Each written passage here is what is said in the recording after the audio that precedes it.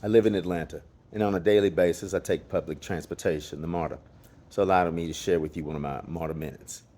So the Marta minute that I have for you today is a unique story, and it's actually happened when I got off of the Marta. I got off the Marta train, and I came around the corner, and there's a construction barrier there. And there are two young men, two African American men.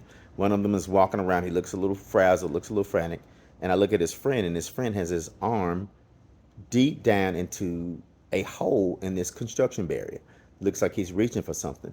And he stops me and he says, "Hey man, you got some oil?" I'm like, "Okay." I said, "Nah."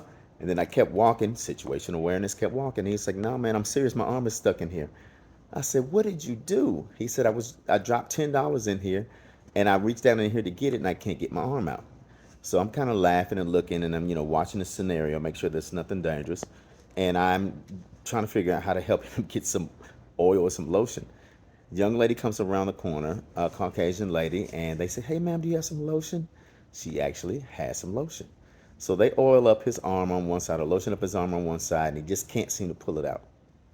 So I coach him a little bit on how to rock it back and forth to ease his arm out of here and starts to move and it comes out.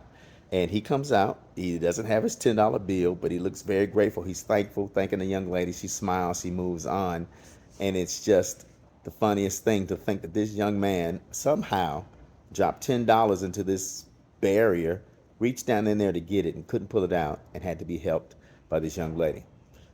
I've seen some stranger things, but he got his arm out. Hopefully he'll get his $10 later.